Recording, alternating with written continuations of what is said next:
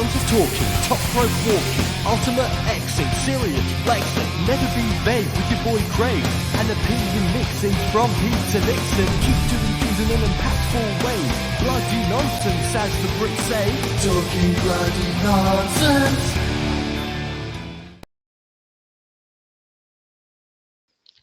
Yes, it's me. It's the MIC. Craig, aka Mr. Impact. Joined as always by the one and only Peter Nixon. And this is fucking bloody nonsense by Impact Wrestling on TNA channel. My intro's through enough because I heard a little bit of reverb there. Joined as always by the one and only Peter Nixon. This is talking bloody nonsense right here on the TNA channel. It's a new week. It's a new Impact. First things first. Nixon, how's it going? I'm all right, thanks, Craig. Sorry if I'm looking a bit dishevelled today. I had a long day. I was in work at 8:30 this morning, which, you know, for a publican, that's early. But Tuesday's when we get our beer delivery. And I set my alarm for 7 and slept right through it. So woke up at 7:45, which is the exact time I should have been leaving. So I was rushing around this morning and then had a very productive day at work. And now Kaylee's gone off to Macclesfield for a couple of days, so it's just me and the dog, which means she's probably going to disturb us at some point during the podcast. It's fine. Get her opinion in. I've given her a Kong that will keep her busy for half an hour at least. If you don't know what a Kong is, viewers, it's a rubber dog toy that you fill with peanut butter or, you know, something that she can, you know, spend some time trying to lick out of the Kong, and it just keeps her occupied and it's mentally stimulating for her. So yeah, that should keep her busy for a bit. Yeah, we'll see how far we get through. I guess get this thing we call a podcast going, and we'll start off with news from last week ish, but it was after we taped, so it doesn't count. Mickie James, obviously now a co-host on Busted Open Radio, called out or invited the current IW, not yet, but I guarantee soon to be the current IWGP Women's Champion, but the returning, the debut, whatever you want to call it, Mercedes Moné, the former Sasha Banks, invited her to Impact Wrestling, asking if she wants to go against the best, why not come to Impact and face her for the Knockouts Championship.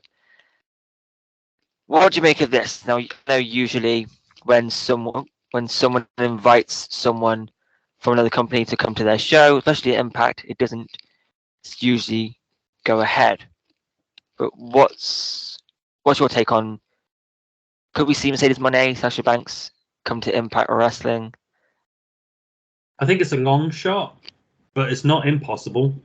Mercedes Moné has said publicly she wants to wrestle. She loves wrestling, and she wants to wrestle in places and against good people, against, you know, big names and, you know, big Moné matches. So it's not beyond the realm of, you know, possibility that we could see Mercedes Moné, shit name in it, against Mickie James for the Knockouts World title. But yeah, I mean, if she's going over to New Japan and she's, you know, when she's taking these appearance bookings, she's commanding a lot of money. So if she's going to be asking for big money, then I don't know if Impact can afford her, but can they warrant spending that much money? I don't know. It's hard because she would bring in a lot of eyes. If Impact start advertising Mickie James or Jordan Grace or Masha Slamovich versus Mercedes Moné, it'll get eyes on the product. So if she is expensive, she'd probably be worth it. Hot take, overrated as fuck.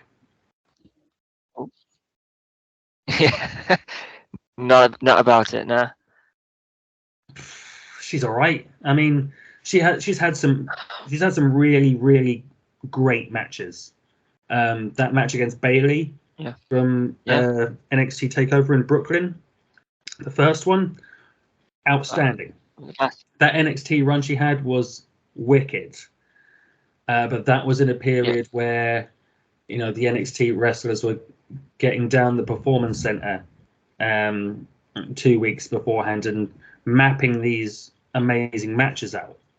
When she graduated to the main roster, she was still having good matches, but when she's getting to the arena and finding out a couple of hours before, like an actual wrestler, like someone who's on the circuit, she's finding out on the day who she's wrestling and what the orders are. She was not as good as she was in NXT. Yeah, that's my hot take on Sasha Banks. See, I would love.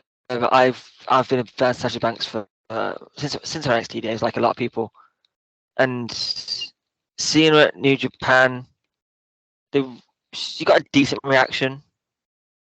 No, it wasn't massive, but it was a very, very good reaction. For her to come to Impact, that would be huge.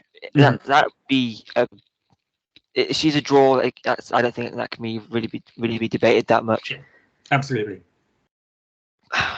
But yeah, I mean, having someone being invited through Busted Open or through Twitter, it never comes through. When was the last time it came through? I mean, it takes a long time for it to come through. Scott Demore, and he invited God to come over. It took him a few months to find their passport or something. It didn't really take happen as soon as it wanted to. Or, we're still waiting for Zara Brooks to for her to step up and take her opportunity. When we know she can travel, she's got a visa. She's in Japan at the minute, or she has been in Japan. So it always seems to be Busted Open, never really happens. But if that happens, cool with it. Mercedes, Sasha, whatever you want to call her, she knows what she's doing in terms of. She left the WWE and now she's trying to do it off her own back, which fair enough, she made her name in WWE, but she's not using that name anymore. But people still, it's the same game. It's just she's not calling herself a legit boss anymore. No. But it's the same stuff. Yeah. I would like to see Mercedes Moné, Sasha Banks come to Impact. I have for a while. The Knockouts division is said it so many times. The Knockouts division is the best division in all of wrestling. So to have Mercedes, even for a taping, be part of that, I'm all for it. All for it. Yeah, she's a draw. Yes, yeah, I agree. And if she does come in, whoever she wrestles, it's going to be a good match. And I'm sure Mercedes Moné versus Kairi for the the IWGP Women's Championship, I'm sure it'll be great. Yeah, it'll be a banger. And obviously, there's a lot of Impact talent involved in that show. The current Impact and Strong Tag Team Champions, Machine Guns, Impact World Champion Josh Alexander is going to be there in what's going to look like a banging 8-man tag. It's going to be a fantastic 8-man tag. Yeah. Mascara Dorado, Rocky Romero, you got Kushida and Kevin Knight, who I loved an Impact this week. Yeah, they had a great showing against Good Hands, and I stole one of their spots when I wrestled this past weekend. Very nice. Yeah, I'm liking the Good Hands. Yeah, it's feeling a bit like Triple XL in a sense. Obviously, not in the same, not the size sense, but how they're starting off. Yeah, it's kind of Triple XL like. I just hope they don't go the same way, because I was a big fan of Triple XL as well, and that never happened with that one, which I thought was a missed opportunity. But when do you think it's a chance to talk about it when it happened with the Good Hands? I kind of feel like it was a little bit of a shot at us as well, because I think we called them Good Hands a few times. we called John Scallo a good hand a few times. Well, I know I did. Mhm. But yeah, on this, just touch on the Mercedes thing again. If it happens, I'm excited for it. Big money match, and I potentially Rebellion, but I don't think it will be. If I want to set it up, they could set it for Rebellion if they wanted to, but it's more likely going to be Mickie versus Jordan at Rebellion. What's happening with So, Masha? Do you think but either way, Masha will take the belt from Mickie James? no, I don't. Okay. I think I'm leaning towards more of a triple threat at Rebellion. All right. Yeah, I think a screwy finish. Maybe Jordan like distracts Mickie or something, or takes out Mickie. I think it would be a triple threat Rebellion. But so Well, if that's wait and see. if that's what you think the direction for Rebellion is, could they do Mickie James or whoever's the champion versus Mercedes Moné at Slammiversary? I think that will be the ideal place.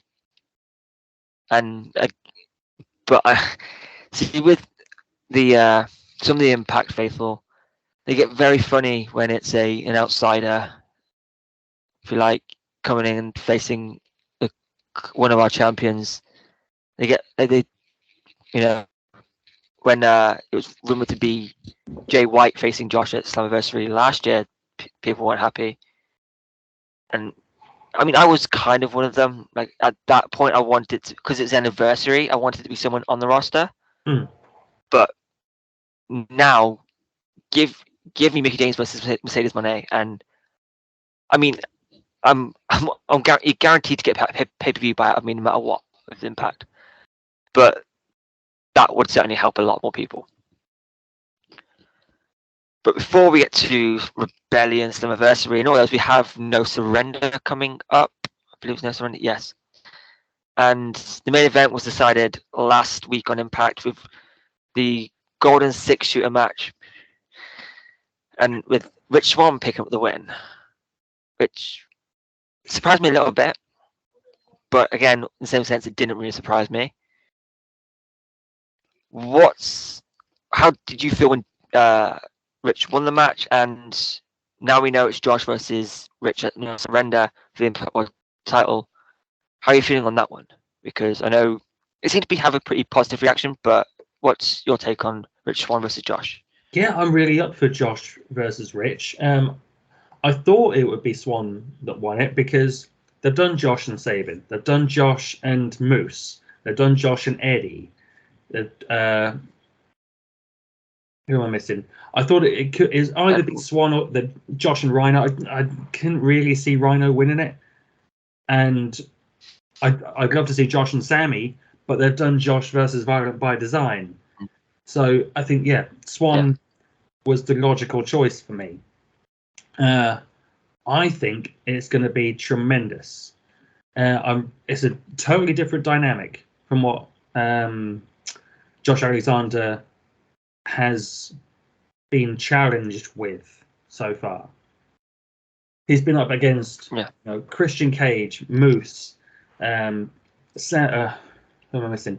Eric Young, Eddie Edwards, Ishii. Sort of big time challenges. He's not really gone up against someone smaller than him. And we know Swann can do it. Swann's been the champion. So I think it's a really cool dynamic, very different type of match for Josh. I'm really looking forward to the match. I think it's going to be a banger. I completely agree that this match will be a banger. Rich Swann, Josh, for No Surrender, it's perfect. But for me, it's the same problem. It's something that I feel Josh has been plagued with this entire title run. I don't believe in the challenger. That's my issue. I totally agree. Is that because you don't think Swann will be world champion again, or do you think they're saving the title switch for Macklin? A bit of both. I can't see Rich winning the Impact World Championship again. You know, I love Rich Swann. He's such a phenomenal athlete, incredible wrestling, very, very, very entertaining. But I didn't fully buy into him being world champion in the first place. And that's nothing against him. I just feel it. Yeah, I couldn't.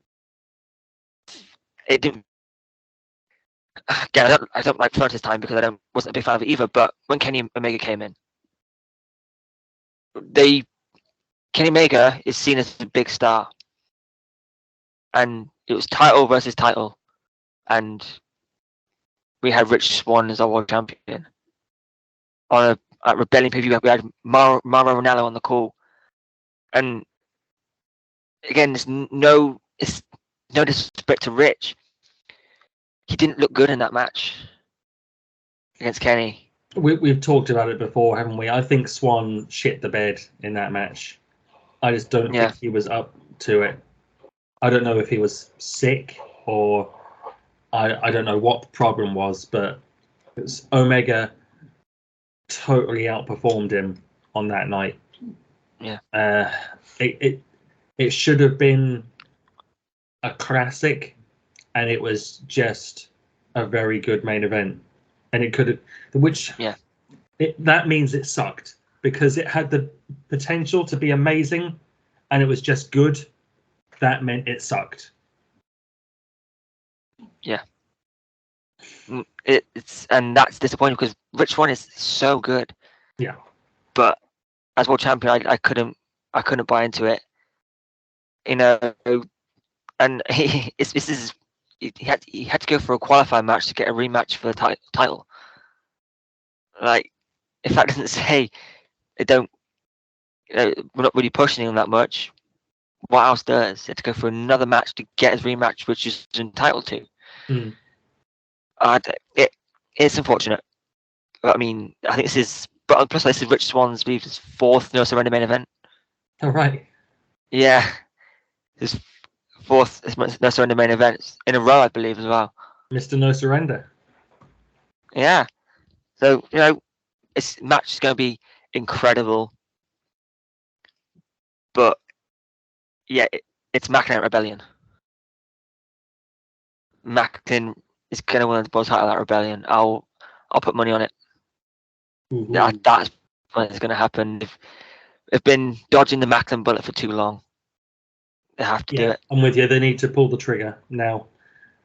Yeah, I totally agree. Unless, of course, Josh loses the Impact World Championship to Kez Evans this Sunday in Manchester. That's Soft Pro. Who knows? You never know. I mean, we do know, but you never know. Yeah. I mean, I'm trying to think, is there any tapings before that? Because they could do it. Will tapings already been filmed, or they'll tape them afterwards? Could they do it, realistically? So they were in Atlanta, then they did some tapings in Florida, and then the next time they tape, it will be Las Vegas, No Surrender, end of Feb. And it's Josh vs. Kez Evans this Sunday, if you're watching as this airs. Who knows? I doubt it, but who knows? Also, we'll move on. Shout out to our good friend Wrestling G-Bus, who I'll be meeting at that show. So, see you there. Yeah.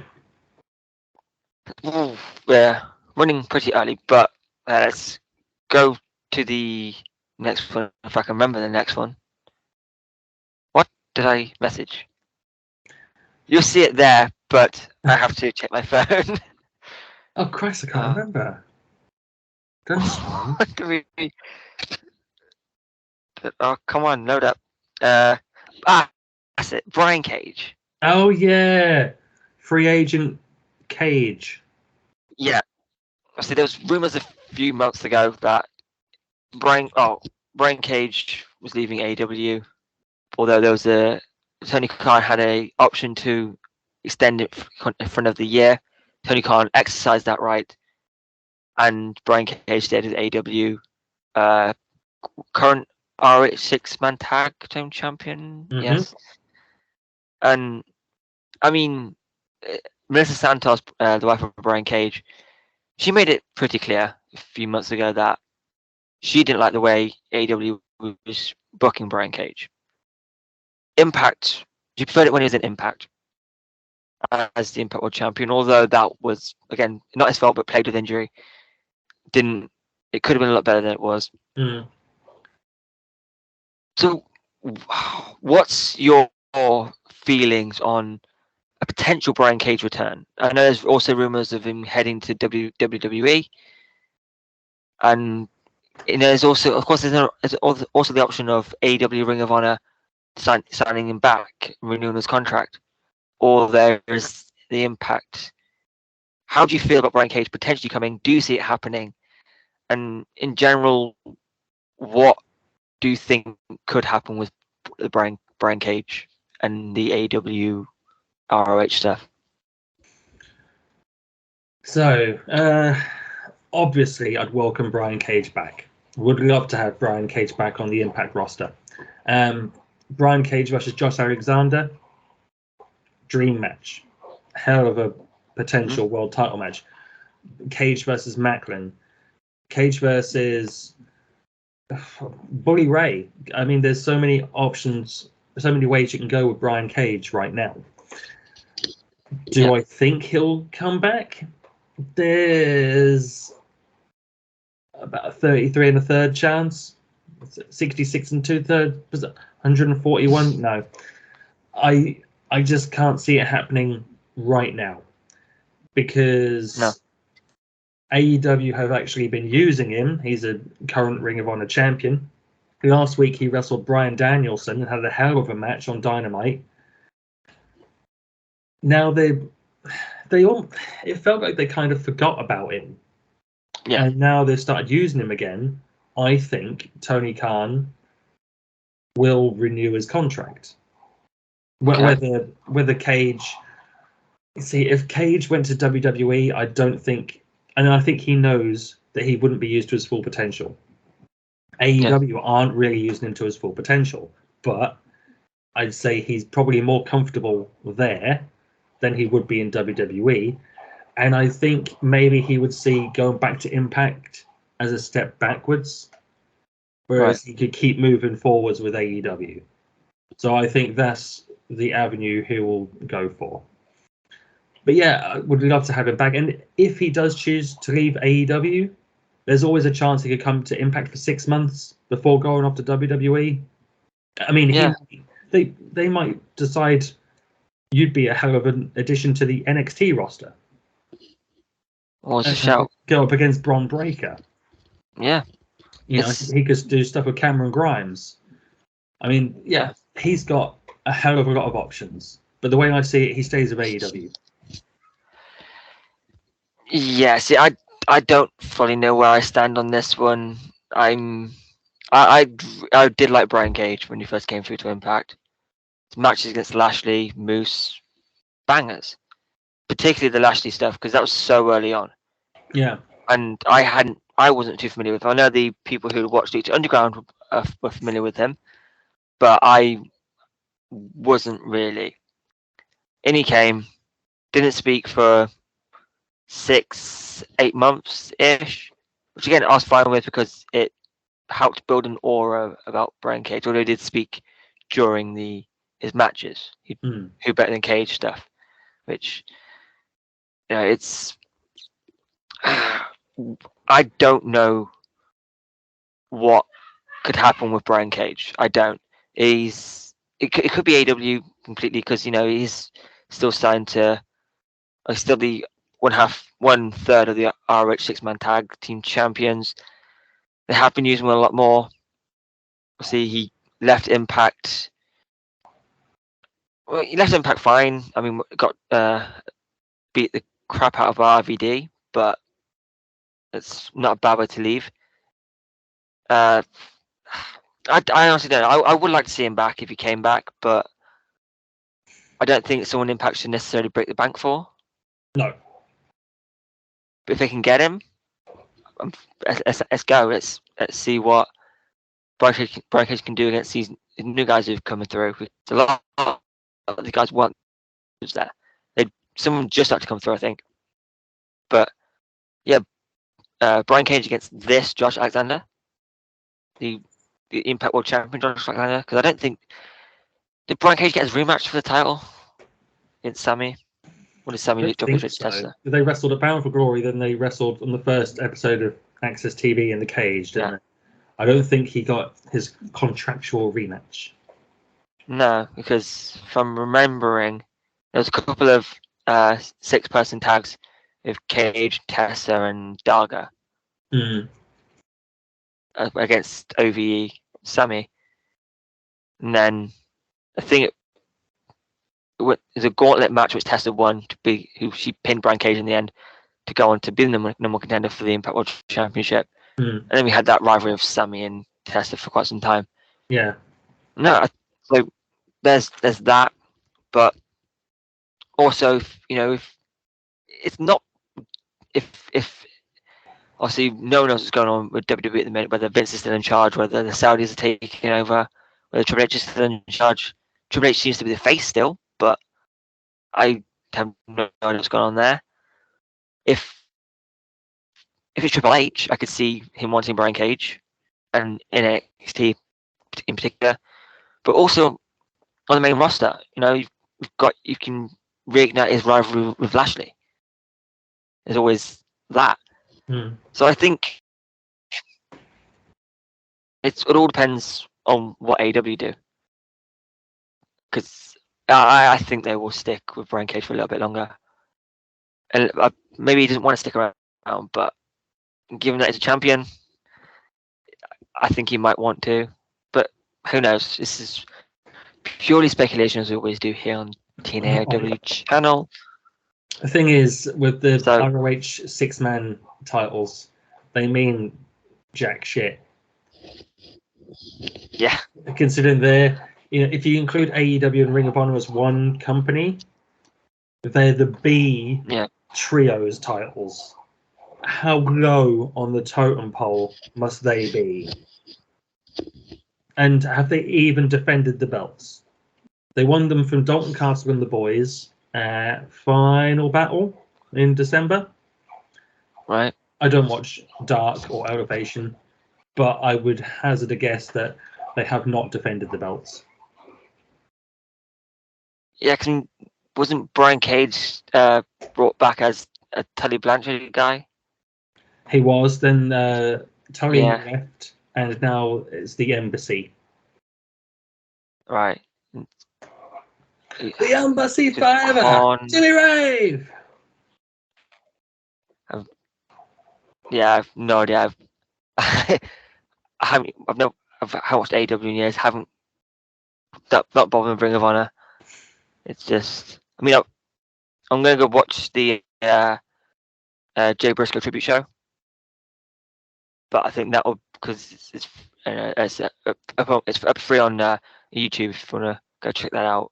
I'll certainly be going checking that out very soon whenever I have some free time. But as far as Brian Cage goes, if Impact can bring him back, I'll take it. If not, then sure he'll land on his feet wherever he goes, because I think the aura of him being called the Machine, I think that's all but gone. I don't know if he's still called the Machine anymore. I haven't heard them refer to it in a long time, so I don't think so. Genuinely no idea. Yeah, it sucks, man. It's a lot of people on the AEW roster who were treated like stars in Impact, and I've noticed they've only just really started to use Ali. Yeah. And I don't know. I haven't seen Ali X PMP in a very long time come up on the socials. So from what I understand, Santana, I don't even know if he's still there. They had a big falling out, Santana and Ortiz. And I think Santana's just sort of walked out. Ortiz is still there. He's doing something with Eddie Kingston. Sort of Eddie Kingston and the House of Black. But Ortiz and Kingston are feuding with each other whilst feuding with House of Black. It's an intriguing story. Okay. Well, I had no clue about Santana though. I think that should be someone Impact should be going after, because as a singles wrestler, Santana would smash it. Yeah, totally. But I don't know if Tony Khan will get him out of his contract, or if he's even asked to get out of his contract, or I don't know what's happening with Santana. See, I had heard he was injured. I don't know if that's He hasn't been on TV in been a long time. Though. Like, yeah, cool. Well over 6 months. I think.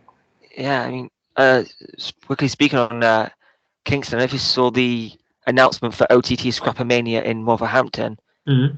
It's Eddie Kingston versus Trent Seven in the main event of Scrappermania. Oh, nice. Yeah, they're gonna hit each other hard. I reckon they're trying to get chops for in that one. Yeah, I'm gonna have to see if there's still tickets in a couple of weeks, hopefully, because I want to get to. Also, Rev Pro, they're coming to Birmingham, and Will Ospreay's already been announced. So I'm gonna have to try and get to that one, see Will Ospreay in person, because I think he's pretty much anyone left on my list from British wrestling that I haven't seen in person yet. All right. And that's a big name off the list. I'm still on the list, so I get to that one. So we've got a little bit of time to fill. I want to quickly touch on last week's Impact and Trey Miguel versus Mike Jackson. Very intriguing match. Episode of Impact was one of the best they've done in a long time. So much going on, so much to talk about from one episode. I thought it was really, really well done.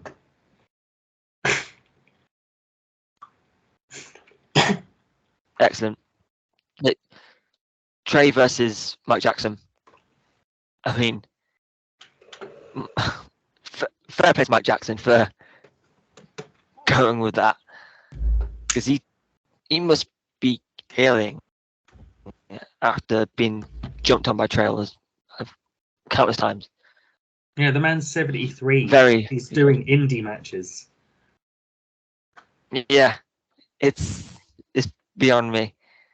Also, shout out to Trey for not letting someone hold your hand and walk on the top rope, because like that old school is a frustrating move for me.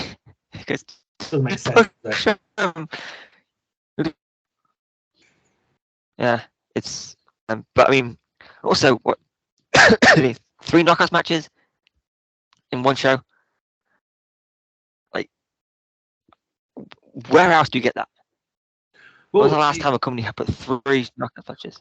Yeah, even the week before, you had the opening 6-person tag with Mickie James, Jordan Grace, and Tasha and Savannah involved. And then you had was it the Death Dolls? One of the Death Dolls.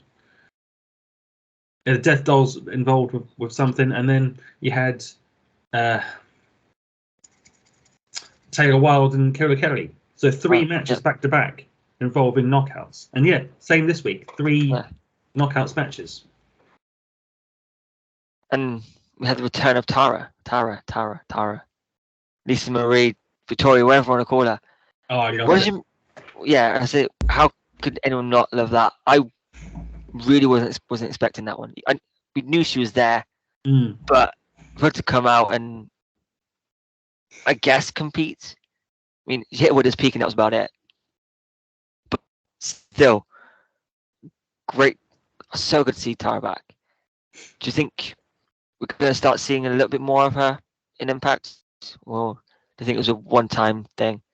I think that's probably a one-time thing. If she pops up in as a cameo here and there, then I wouldn't be surprised. But I don't think she's going to be there every week. No, I'm live on that. I maybe we could get a couple of call shot appearances, Yeah. but besides that, that's pretty much it for Tara, however you say it. I think now, well, because I think this could take a while. She's got a lot to say on this one. We're gonna a little bit earlier take it to the final 10 to final 25 almost. Yeah, we'll take it over, and a new segment we've got. I'm gonna try and run with, and we're calling it "We Need to Talk About." And we're going every so often we'll find if Nixon has something or I have something we want to either praise or we need to discuss because we're not enjoying it. This is the time to say it. And I thought we'd start off. The bag creeping next to me. Thought we'd start off talking about the design. Now, I had skipped the week before the Go Home show of Hard to Kill, so I had no idea Sammy Callahan was involved in the design. Things just fell. I saw it. Yeah, in the design, I had no clue what's going on there. Obviously, put it up pretty quickly. What have you made of the design? Obviously, first of all, get your thoughts on Big Con signing with Impact with a multi-year deal. How are you feeling on Big Con signing with Impact? It's too early to say about Big Con. I was not enthused when I found out he'd signed, but there's still time for him to prove his worth. I mean, he's done jack shit so far. Let's get him wrestling. Let's get him in the ring. Let's see what he can do under the Impact umbrella and as part of the design. Yeah. I'm not expecting big things, and which means he might Dinky. Shh. It means he might just blow me away. You never know. Yeah, that's the thing with Impact when they sign someone. People can judge far too early, and it comes back to bite in the ass. Yeah. You know, Morrissey, Macklin, Swinger, just to name a few. It can be too early to judge on a lot of things. I've got to agree, but when he announced he was signed, I thought, okay, cool, let's see what happens next. So I'm fine with it. I'm all for giving wrestlers an opportunity. But on the design as a whole, now with Sammy Callahan included, what have you made of it as a group? Now it's been a few months since they've come about. What have you thought of how the design, the design of the design? What have you made of it? Again, it's still a bit too soon to make a total judgment on it. But right now, I mean, before Sammy joined, it was three guys: Dina, Alan Angels, and Big Con, and it felt like a group of jobbers led by a jobber.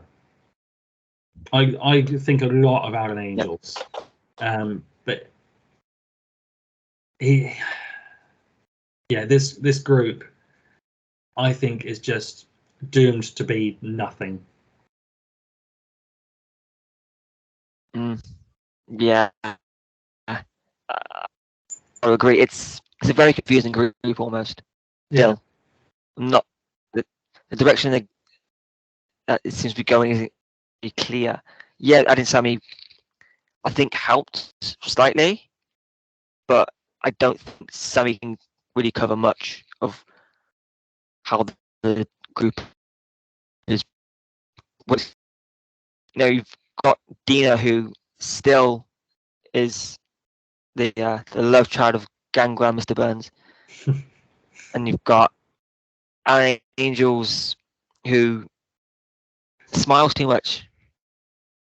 He's supposed to be evil, but he's very smiley. Yes, a sadistic smile, but still smiley. And Con doesn't really add much to it, I don't think. And he's meant to be the muscle, like the enforcer of this group, and he's just got no presence. No, and it's just a very confusing thing to watch. Yeah. Not that they're not individually talented, because they are. But, I mean, I think Con needs a tag partner. And I don't know if it should be Angels, because if anyone at that group, Angels is clearly the better wrestler. Yes, not to say that the rest aren't great at what they do. It's just, as a wrestler and someone to go after the X Division, you'd Angels. Mm-hmm. Dina, I don't know what Dina can do. He's supposed to be the leader. It doesn't feel like it to me. Yeah. And it's really unfortunate, because I really want this group to work. But Impact in Impact TNA and Factions, it's such a mixed bag of what you get out of it. It's either it really works or it doesn't work at all. Yeah. For every Immortal, you've got the World Elite. Exactly. It's really, really unfortunate. So what do you think is the direction of the design with Sammy? What do you think is the direction? What direction is this going in? Well, the obvious direction would be for Sammy to join and then break the design apart from within, like Bryan Danielson did with the Wyatt family. Integrate, infiltrate, and just turn on them all of a sudden. But is that too obvious? And will they do it as quickly as Bryan Danielson did on the Wyatt family? It's hard to say. But more than anything, I don't really care. That's the thing. It's difficult to get invested in a group that has a confusing style. Yeah. If you like, you can call it style. If they did do that, that would feel like it would hurt the group a bit too much, and hurt the people in that group for a while. But if they don't, then it's Sammy in that. If you look at that group, Sammy will be the clear leader. Yeah, he should. But you have Dina, but you have Dina running the group, and Sammy as a follower. That it doesn't quite sit right. Again, no, I don't like being negative, because I have no control over what happens with this group. But as a viewer, it's difficult to point out and figure out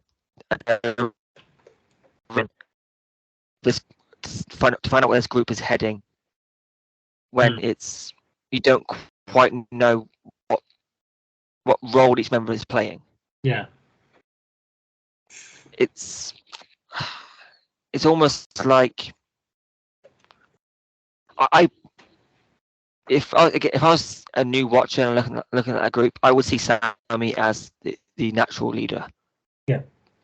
But I don't think that's the direction they want to go, and maybe it is, but how they get there is beyond me. I think the main focus for me is the direction of the group. I can't figure it out, and I may be one of a kind. I have to, with a story, any story, I have to have a general idea of where it's heading to get invested. And well, then maybe the direction they go is Sammy works their way into the group, gains the trust of everyone in the group, but starts to become the de facto leader. Dina gets jealous. The group sort of splits apart. Maybe Big Con sides with Sammy and Aaron Angel sides with Dina, or vice versa, and the group sort of breaks away. But what else would you do? kind of like, yeah, so saying kind of like the Rock in the Nation type thing. Yeah. I can, and that's a possibility. It is really unfortunate because Fight by Design, again, they were kind of up and down, but it always felt like they had a direction. Yeah. Even though they won the titles out of nowhere a few times, it always felt like you knew what was going to happen with this group eventually. Obviously, no one could see what was going to happen, but you had an idea of what could happen. Yeah. But again, no one thought that. Again, another issue is that a murderer walks out on TV every week and no one bats an eye. You have a murderer, you have footage of that murder, and no technology walk out. It's beyond me. These wrestling companies, honestly, need to get something under control. And murderers back out on TV. Several murders, in fact. Mm-hmm. I mean, what? I mean, Su Young isn't back yet, which is something that needs to happen very soon. Need to get Su Young back. No idea what they're waiting for on that one. They must have plans. Yeah, it's. But I think we'll call that the final 10. We'll go on. We'll just have a chat for another 10 minutes about. It's. Also, we talked a little bit about it. What? So, how about this? So we'll carry on with the we need to talk about, and for another minutes we'll talk about the. I think we've got to talk about Joe Hendry. Okay. Yeah. Edge's bench. Particularly last week. Yeah. It's been a revelation in Impact Wrestling. Like we knew it could be. So entertaining. Mm. I mean, where do you see this Joe Hendry stuff going? Do you think he'll break be the longest reigning champion? Obviously, there's not much in it, but just the guy's entertaining as hell.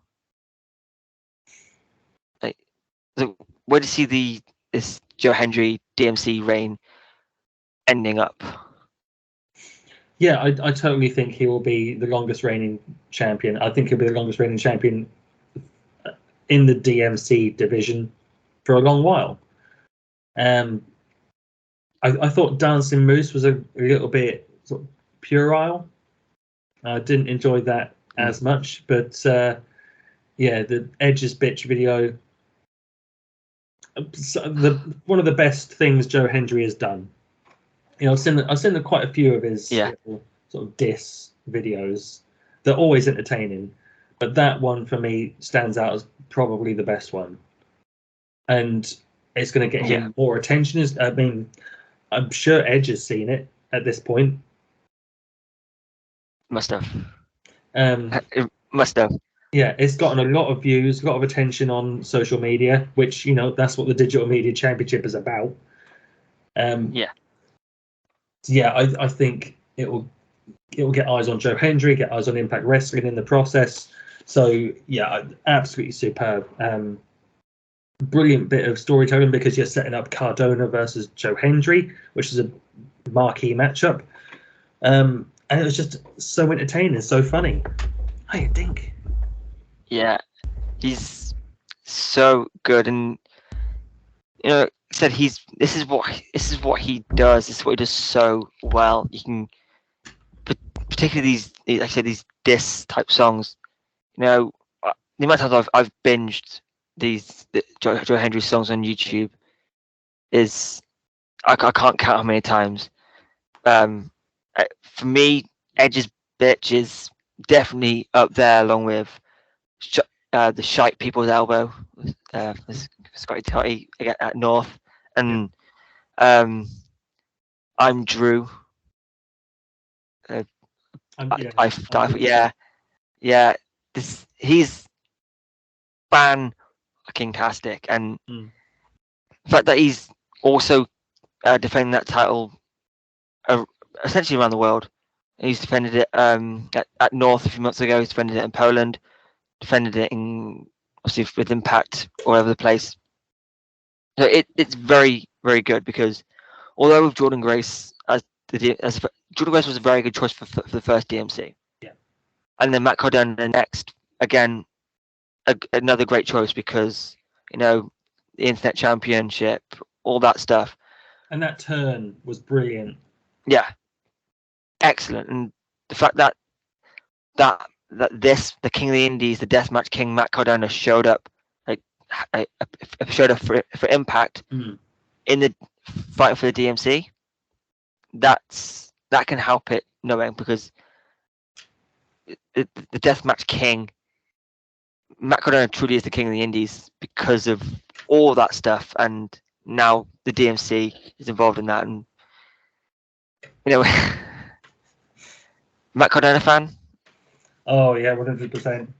Yeah, you love Matt Cardona, don't you think?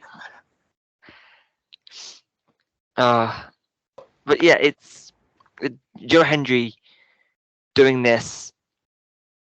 It's gonna go so much better, and finally we get the songs. Yeah. Finally, which that's why you bring Joe Hendry into a company for those diss videos. Absolutely, he's the best at it. I know I saw someone I don't follow, but someone I know retweeted it, saying that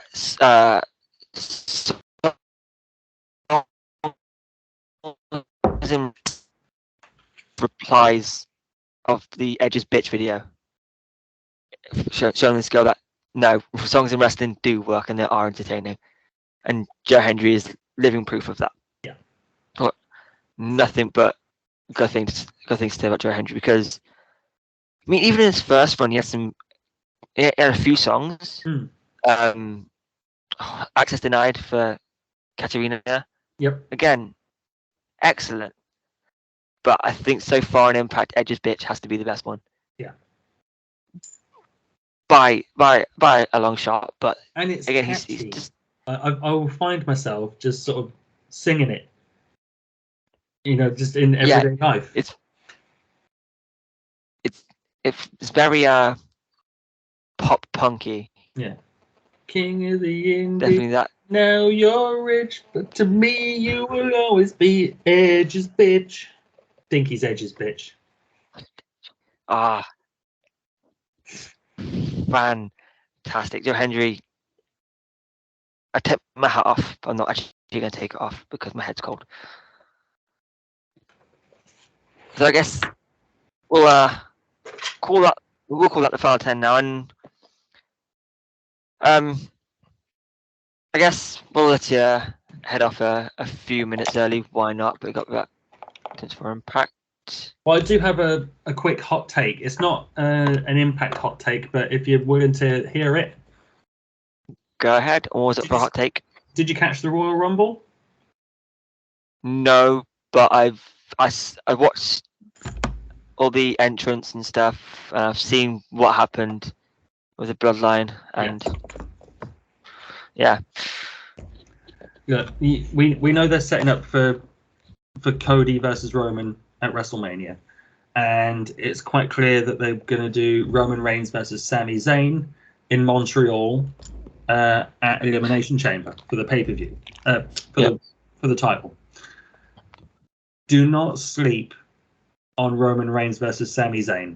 I think it will be match of the year, not just from a storyline perspective. I take you back to 2008, I want to say. They were Ring of Honor were building up. Ooh, careful, Dink. Ring of Honor were building up Kevin Owens as challenger for Nigel McGuinness in the world title. To get to that, they did Nigel defending the title against El Generico, who went on to become Sami Zayn. And because they were building up to Nigel versus Kevin Owens, everyone knew that El Generico would not win the title. But El Generico, Sami Zayn, is so damn good that in that match, he convinced the people in attendance that he was going to win the world title. And the match was so good. It was probably better than the Kevin Owens match, honestly. So, yeah. Roman is divisive. He's polarizing. People either love him or hate him. In spite of that, you can't deny he has incredible matches with incredible stories. So, yeah, in Montreal, we know the Canadian fans are loud and passionate. For their hometown, their hometown boy Sami Zayn, they are going to want beyond anything else for Sami Zayn to beat Roman Reigns for the title. Sami Zayn will convince the Montreal crowd that he's going to win the title. And it's a match I'm really excited to see. More excited probably than I am for WrestleMania. Yeah, no, I'm with on that. There's everything with Sami Zayn, the Bloodline was. They deserve an Oscar for it. Mm-hmm. If it deserves an Oscar, it's that, and the payoff is going to be insane. I hope they do what people are wanting. That see, I would have at Mania. I think it's definitely a Mania match, but I get why they're doing it at the Chamber. Yeah. But Sami wins the WWE Championship, leaving the Universal Championship open for Cody. Yeah. I think split them up. I think they're gonna do it when Cody wins. Either way, I think Cody's winning. Mm-hmm. Do you think they're gonna do it? But yeah, I'm gonna bring back the Winged Eagle Championship. Maybe, because obviously he said in his promo that he wants to bestow the American Dream. He will. That's Dusty should have won that title. So I think I can see it, but who knows? Okay, so I guess now we will wrap it up, and you should be. Go ahead and watch Impact. Why not? It's always going to be a fun show. We've got so much Impact tonight. Go check that out, of course. But whilst you're here, if you could drop a little subscribe, follow us here, there, everywhere, Facebook, Twitter, YouTube, Spotify, and wherever else you podcast. Massive shout out to Frank Fiat for the theme song once again. It's a banger. If you want to be part of the Power Rankings, hit up Bert at Bert Macklin11. He'll get you in the Power Rankings committee. All you got to do is show up once you watch the Impact, drop your top 3 wrestlers on that show, and you're done. You can go about your business, and your votes count. And of course, go watch the Power Rankings with Datia, Bert, and the Godfather himself, Lucha. Catch Jeff every Sunday on Twitch or Monday morning. The mothership. Yeah, Monday morning if you're watching over this side of the pond. Of course, go watch TBN chats from Lizzie Evo to Smashing Mike to George Lydon to Legend Lynn Davies. Go enjoy it. Appreciate you. I've been the MIC. This has been Nixon. Until next time. Goodbye, my friends.